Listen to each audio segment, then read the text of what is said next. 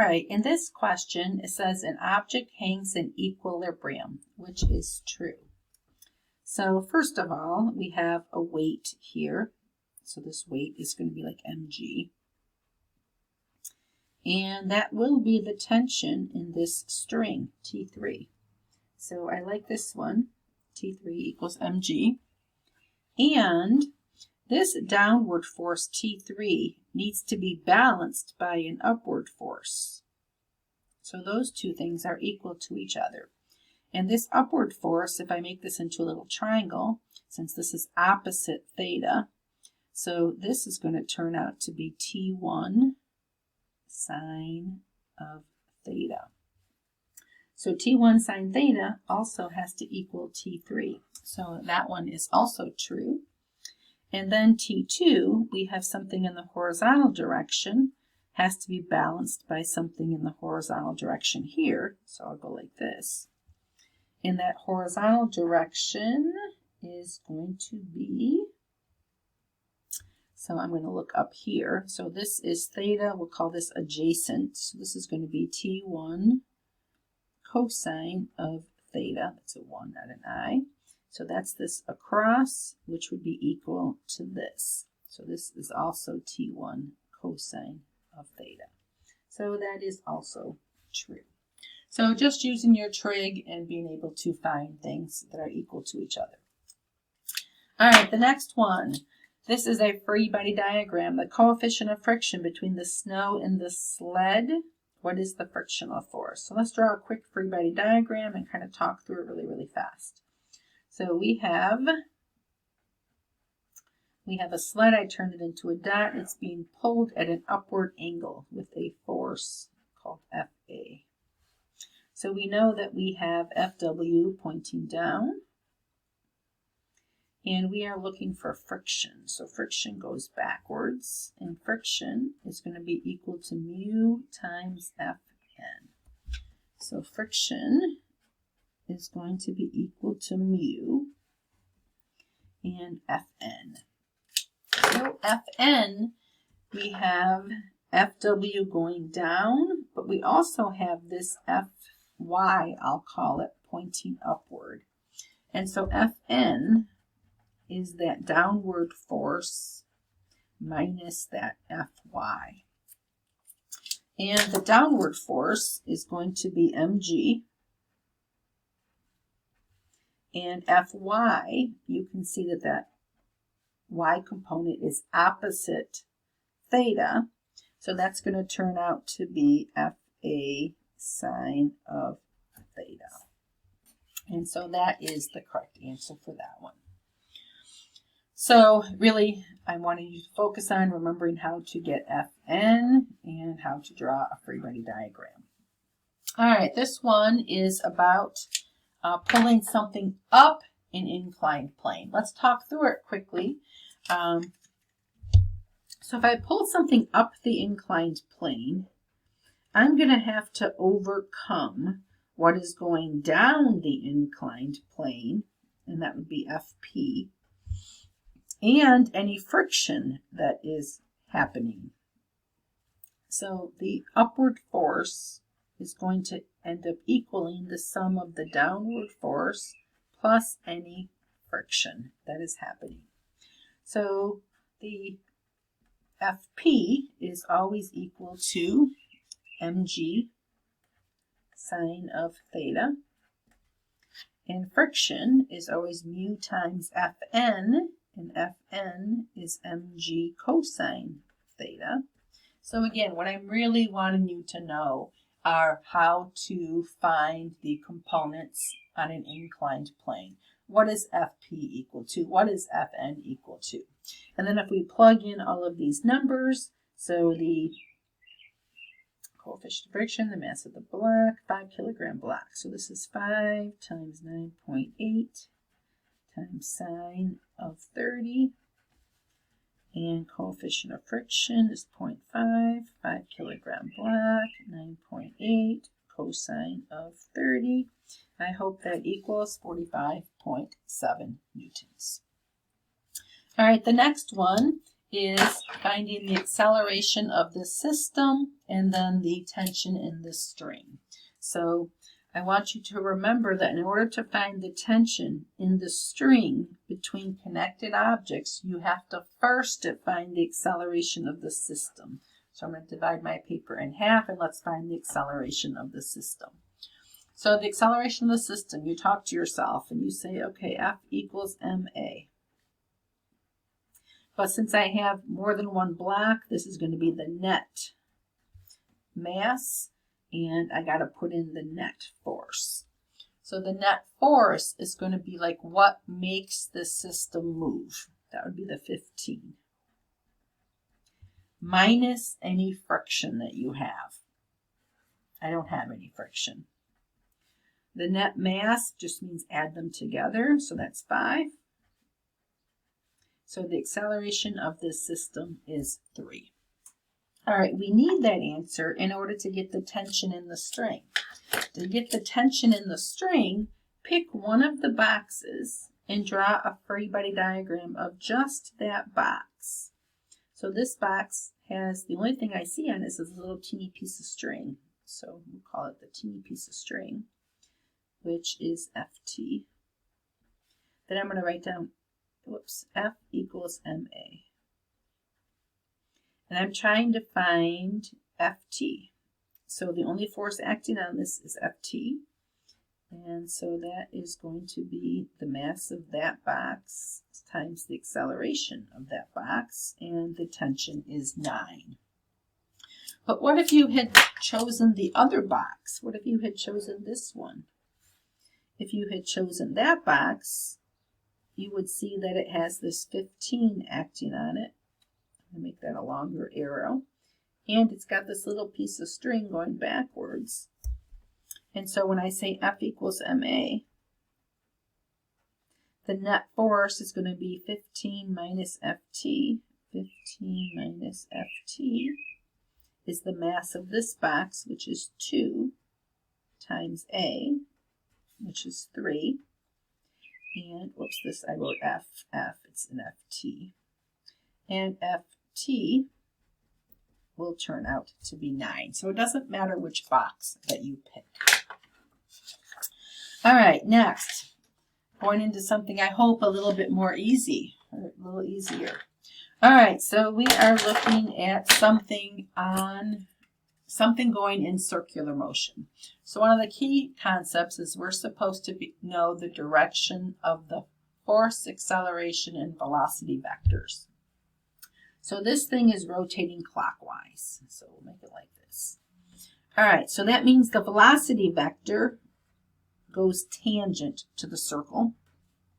And we know that the force and acceleration always go towards the center of the circle. That would be true if the coin was in the middle of the platform like this, or sometimes it's a little bit easier to see if you draw the coin on the outside circle, because then it truly looks tangent. But either way, the velocity is going to the right, and the F and the A are both pointing down. All right, the next thing that you should know is what provides the centripetal force. So we talked about a bunch of examples. If I had a coin resting on a platform, it would be the frictional force that holds it in place. If I had somebody riding the rotor and their body was stuck to the sides of the wall, what points towards the center of the circle would be the normal force, because the normal force is the force of the wall pressing inward. But sometimes it's a little bit more complicated when you have things in a vertical direction. So a student swings a stopper attached to a string in a vertical circle. So I'm going to draw a vertical circle. Which relationship can be used to determine the velocity when the stopper is at the bottom of the circle? So when the stopper is at the bottom of the circle, let's just draw a free body diagram. So if something's going in a circle, there's got to be a net force towards the center. And if I'm swinging the stopper on a string, that's going to be tension. But I also have an FW going down. I should be able to reason out that the FT arrow is longer than the FW arrow because I always need a net force towards the center of the circle. So when I write down FC equals mv squared over r, this really stands for the net centripetal force. So that's going to be FT minus FW equals mv squared over r. And assuming I knew what all of those variables were, then I could use that to solve for v squared. All right, compare and contrast that to a car going over a hill. So I'll exaggerate the hill. We'll make it really big like this, a hill. So a hill is part of a circle. And we'll put the car up here. We'll turn it into a dot. All right, so when the car is at the top of the hill, there's got to be a net force towards the center of the circle. That's going to turn out to be the FW of the car. Whoops, hold on, my neighbor's mowing their lawn. I shut the window, let's see if that helps. All right, and then car pushes on road and road pushes back up. So there's going to be an FN going in the up direction. But I know that the FW has to be bigger than the FN because I have to have a net force towards the center of the circle. So mv squared over r. So that's going to be the downward, which looks like it's written in terms of mg, minus the upward equals mv squared over r. So again, just be able to reason out the arrows of things in a vertical circle. All right, kind of related to circular motion is the idea of gravitation. So the mass of planet X is what is the acceleration due to gravity? All right, so acceleration due to gravity, so it's going to be g, is equal to gm over r squared. So knowing that, let's figure out what we can do here. So the mass of this new planet is 1/10 that of Earth. So the mass, I'm going to make it 1/10. Its diameter is 1/3. So if the diameter is 1/3, that means the radius would also be 1/3. So I'm going to put 1/3. But I'm going to have to square that 1/3. So it's going to become 1/9. But then I have this 9 down here in the denominator. So it's going to bop up to the top. So 1/3 squared is 1/9. But I'm going to have to multiply by the reciprocal. So the 9's going to come up on top. So I got a 9 now on top. I got that 1. I got the 10 on the bottom. And then this is just a 1.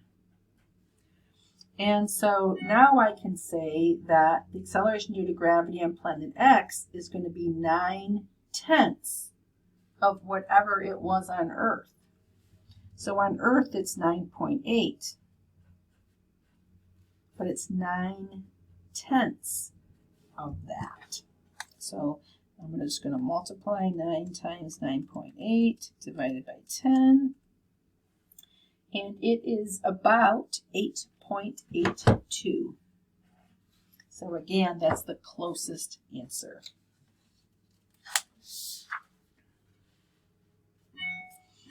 All right, a satellite of mass m is in circular motion. What is the ratio of the escape speed to the orbital velocity? So this, again, is a kind of question. This is an IB question, just showing, do you know the equations for both of these? So the orbital velocity is equal to the square root of gm over r.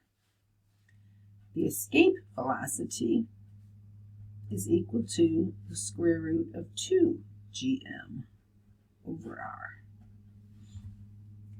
So what is the ratio of the escape to the orbital? So they want the escape on top,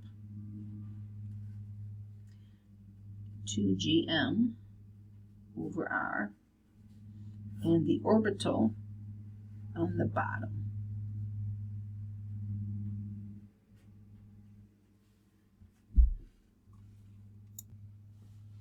So maybe you can already see the answer, and if you can't, you could break this down and call this square root of 2.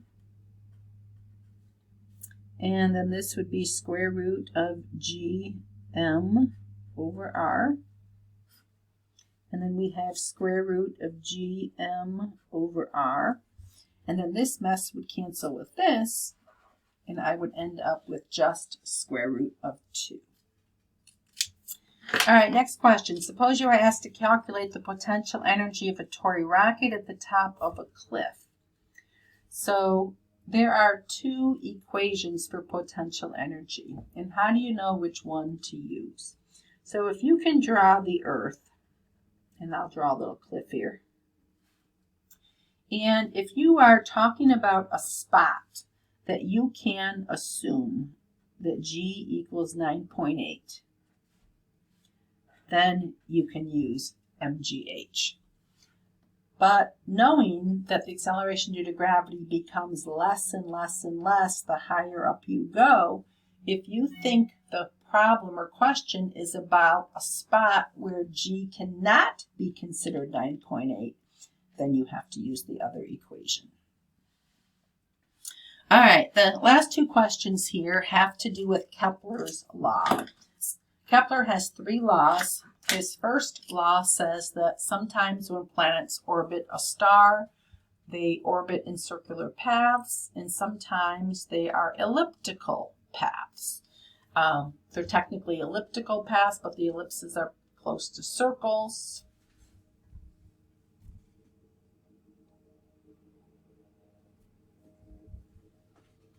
All right, the next 2 questions are about Kepler's laws. Kepler has 3 laws.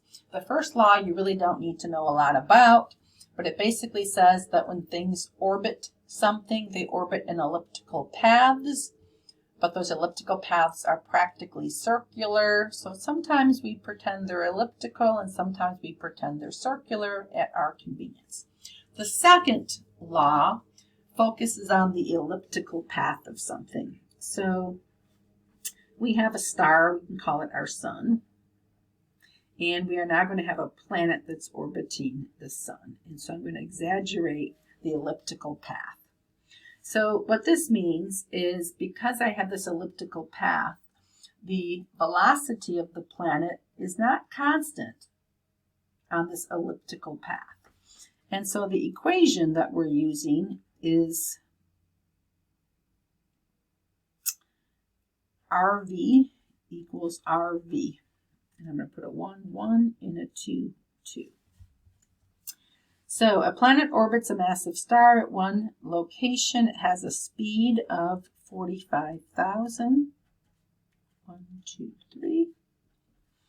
And is this far from the star? 1.25. I'm going to make a mess here. 10 to the 15. What is the distance between the star, R2, when it has a speed of 41,000? Travels faster when it is close to the star. So this has to be the position of the planet at spot 1, and then at spot 2, maybe it's over here, and you can see that it is slowing down. So all we have to do is solve that question, and I will number crunch it to see what the answer is. And it looks like that answer is correct. The next question refers to Kepler's third law. Kepler's third law equates the period and radius. So that is going to be t squared equals 4 pi squared g over m times r cubed. So what this question means is that you can find the mass of the central body if you know the radius and the period of something that orbits that body. So it could be a planet orbiting a star, or it could be a moon orbiting a planet. So let's see what we have. So we have the Earth and we have a moon. A student is asked to determine the mass of the Earth. So the Earth is going to be the central body. And then we have to know some things about the moon. So here's the moon. So let's draw the moon orbiting. All right, so we would have to know the period, meaning the time it takes the moon to go around once, and the average radius between the moon and the Earth. All right, so what do we need to know? The time it takes the moon to orbit the Earth, yep, that's T. Definitely need to know that. The average distance between, yep, that's R. Definitely need to know that. We do not need to know the time it takes the Earth to orbit the Sun. So again, this question gets at, do you know what these variables stand for? And that these two are the variables that orbit around this thing.